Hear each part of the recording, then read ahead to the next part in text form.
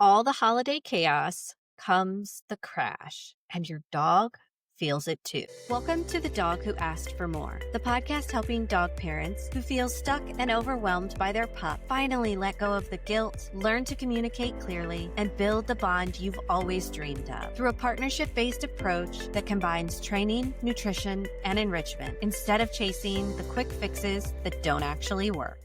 I'm Em, and in today's episode, you'll learn what the post-holiday crash really looks like for both dogs and humans, how to support your dog after a week of overstimulation, chaos, or just too much, and why the best thing you can do this week might be nothing at all. You know that weird week between Christmas and New Year's?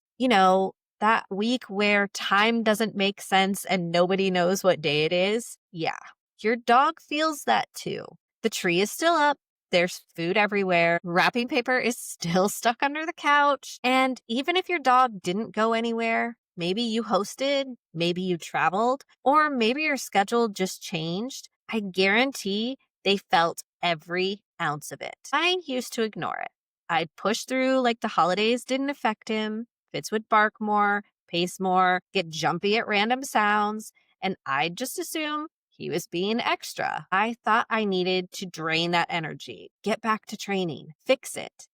But I was wrong. What he needed was decompression. What he needed was time to crash. And the truth is, so did I. One year, I had a full schedule for 5 days. Between my coming and going and random people showing up, it was loud, chaotic, and in general, totally unpredictable. There were people coming in and out. Someone was always ordering food and the doorbell was ringing. And poor Fitz, he did not know what to do.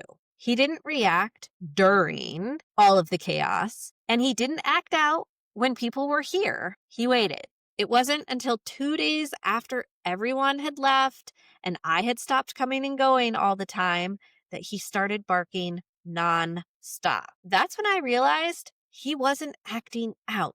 He was finally letting go. His nervous system had been white knuckling in overdrive the entire time, just like mine had.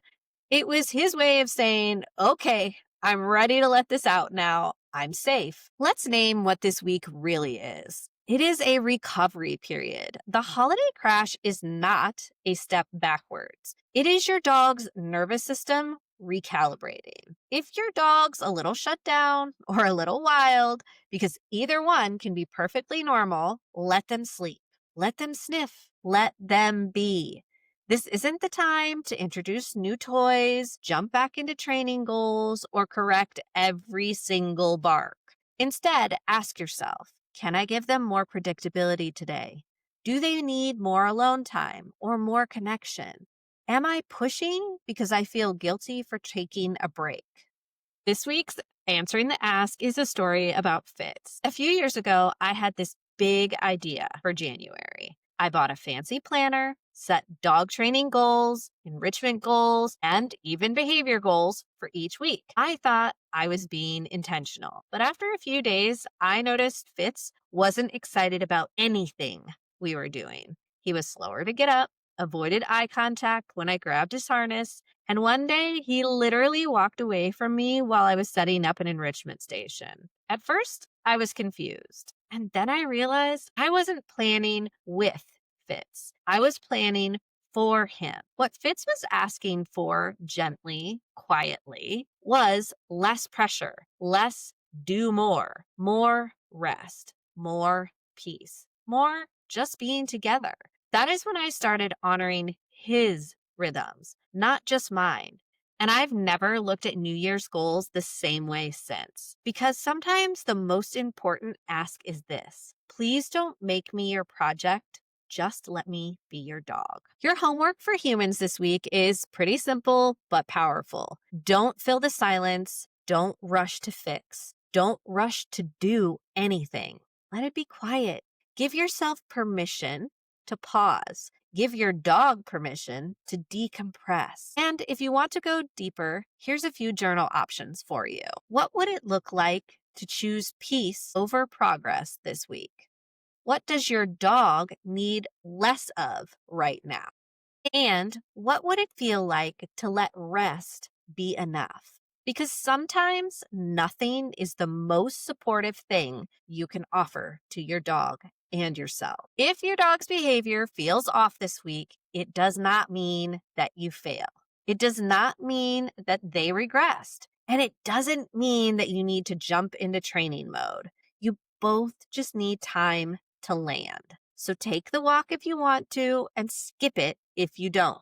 Keep it simple, keep it quiet, and let the crash come. And trust that the reset is happening even if it's invisible. Remember, this week isn't for progress. It is the week for processing. Let your dog sleep. Let yourself exhale. And remember, be kind, spread joy, and give yourself the reset you both deserve. If you've been feeling like no one really understands what you're going through with your dog, it can feel really isolating and heavy carrying all that weight by yourself day after day. That's why I created a free community, a safe space where you can share the hard stuff, get support, and be surrounded by people who truly get it. You'll find the link in the show notes. Thanks for listening to The Dog Who Asked for More. New episodes drop every Monday and Wednesday. I'll see you next time.